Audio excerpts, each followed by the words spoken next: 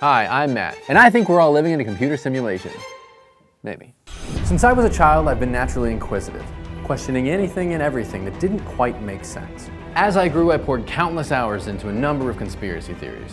Some of these theories I believe, and some of these theories I don't. But some of them I do.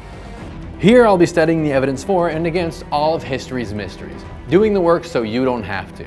But you really should do it on your own, like check sources and all that. Okay. On today's episode, simulation theory. Beep boop, beep boop.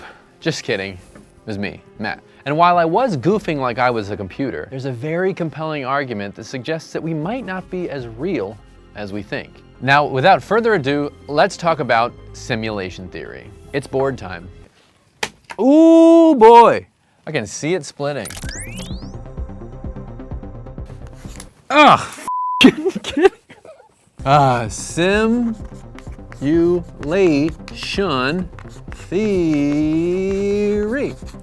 I'm mixing cases, but that's fine. Now, I'm not going to be claiming that we're just like Keanu Reeves in The Matrix, hooked up to a machine, getting our juices sucked out while our minds are in La La Land. Though I do think we can all be a bit more like Keanu Reeves. No, you're breathtaking. What simulation theory posits is that everything and everyone we know and love is all part of an elaborate artificial facade, and that we are most likely living in a computer owned by someone or something far into what we perceive as the future. And there's some philosophical theories that support this hypothesis. So let's go to the work of Swedish philosopher Nick Bostrom. Look, he's got a board like mine. In his essay entitled, "Are You Living in a Computer Simulation?" Bostrom posits that at least one of the following must be true. He writes, 1. I'm not gonna write this whole thing. The human species is very likely to go extinct before the post-human stage. Or as I like to say, we won't make it.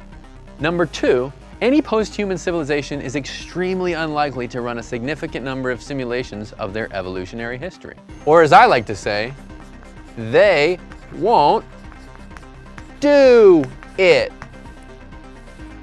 Or 3, we are almost certainly living in a computer simulation. Or as I like to say, we are almost certainly living in a computer, don't guess, don't get ahead of me, simulation.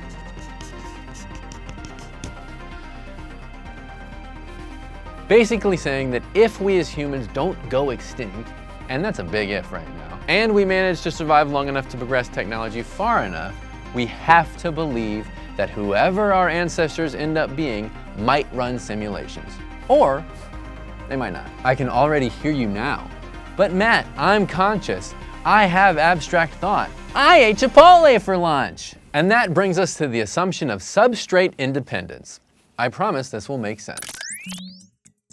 According to Bostrom's essay, he states that the assumption of substrate independence, and I hope I don't have to say that anymore, suggests that mental states can supervene on any of a broad class of physical substrates, and that provided a system implements the right sort of computational structures and processes, it can be associated with conscious experiences. And because that didn't make sense, let's talk about what a substrate is. And I'll tell you because I know, because I just had to look it up. A substrate is any surface on which an organism lives. For plants, the substrate is the soil.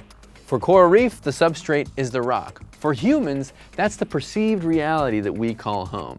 So, what the hell did I just say? Theoretically, it's not essential to consciousness that it happens in the brain. If the right computational structures and processes were available, conscious thought can happen anywhere. Whether that's the carbon-based neural pathways of our brain, or perhaps the silicon-based processors inside a very advanced computer at some point in the future. So, hate to say it, our consciousness could be firing from computer processors right now. And all that we perceive could be too. From the wind in our hair down to the burrito in our tum-tum.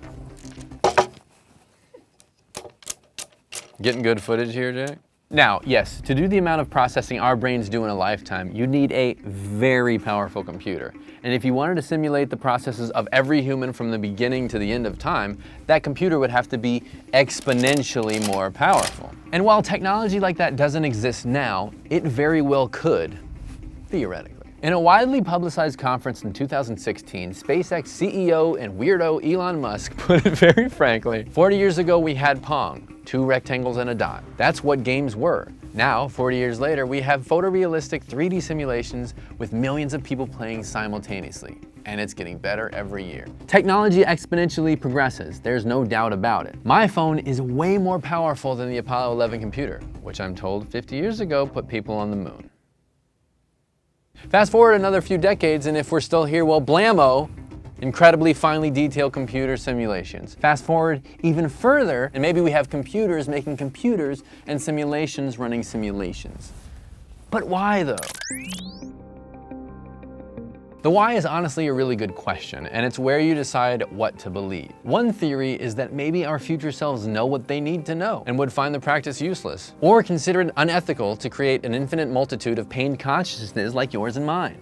On the other hand, maybe there's something to learn from us. Or maybe this simulation is viewed and laughed at like a RollerCoaster Tycoon or a Renaissance fair. Okay, so you buy it, or you don't. In the future, sure, if we survive global warming and don't deplete the world's resources, maybe our descendants can run simulation of what it's like to be alive during our time. And maybe they choose to. But does that mean we're in a simulation right now? The answer is yes, and no. We could be the actual ancestors of a civilization that could run simulations. But if they had the processing power, they could run a great number of these simulations. And the beings in every single one of those simulations could also think they were in the first actual reality, as do we.